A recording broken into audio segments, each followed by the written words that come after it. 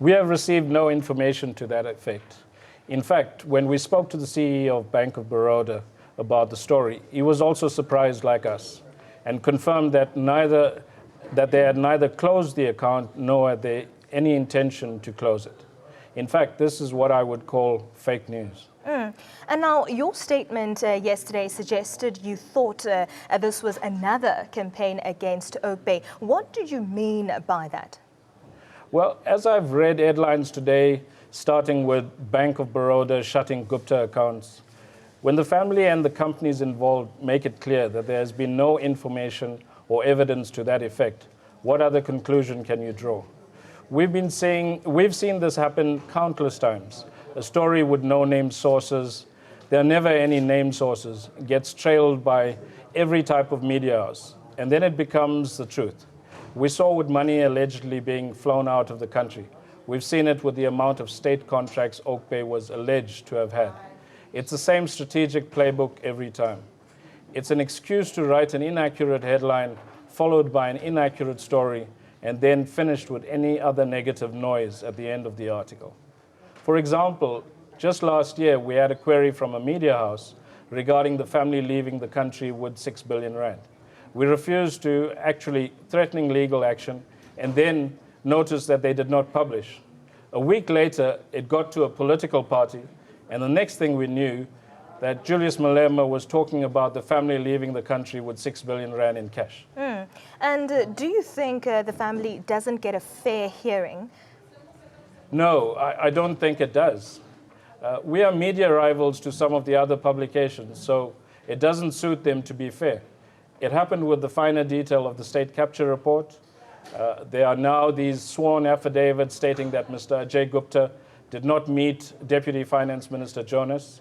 This is in contrast to Mr. Jonas, who first alleged that it was Mr. Atul Gupta and then changed his story to Mr. Ajay Gupta, then filed an affidavit saying members of the Gupta family. This is riddled with inconsistencies, and it's the voice of one person.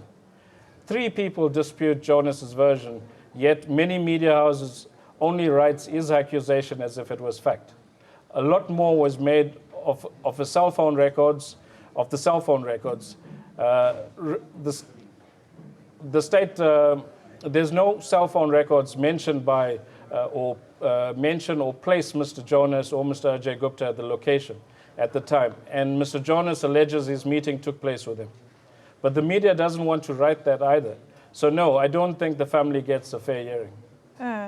And why would there be a conspiracy against the family? It's not really for me to speculate, but I do have a couple of theories. The family and its investment strategy has always been about working harder than its competitors and disrupting sectors with innovative thinking. Now that it's not going to be popular in the country like South Africa, where the faces of big business have barely changed, profit margins are very high, and vertically integrated supply chain is often a closed shop. We are an irritant. We know that. We've always owned, we also own media houses or media assets whose support for the government doesn't fit with the orthodoxy. So we get it, but it doesn't mean it's right, and we'll keep fighting against it. The reality is, if you had more companies like Oak Bay, you wouldn't have sky-high unemployment and half the country excluded from the economy. So what's next? The state capture situation has gone very quiet, for example. Any updates to give us?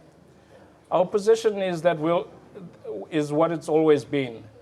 The only way for the family can clear its name is via Judicial Commission of Inquiry. So we welcome that. Opposition media doesn't want to print that, but I'll say it again. We welcome a Judicial Commission of Inquiry. Secondly, people conveniently forget that the family never really tried to interdict the report either. The process was a shambles, and the public protector didn't permit the family basic due process, but the family behaved properly throughout. How can you compile a report over a family for over several months and not even subpoena the people you're investigating to get the truth? Mystifies me. But there we go.